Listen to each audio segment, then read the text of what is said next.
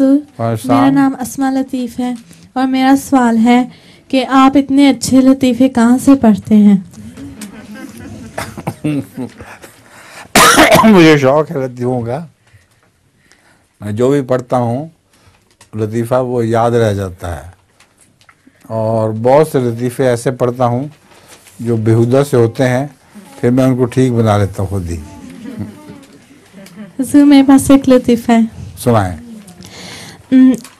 बच्ची टीचर को कहती है कि टीचर मेरी अम्मी ने ना आपके लिए एक मुर्गी भेजवानी है।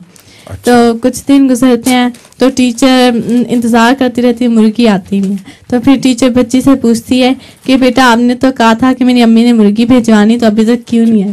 तो कहती है कि बच्ची कहती है कि अब वो मुर्गी ठीक ठाक होगी और दाना भी खाने लगी है। जब बीमार थी उस पर भिजवाई थी।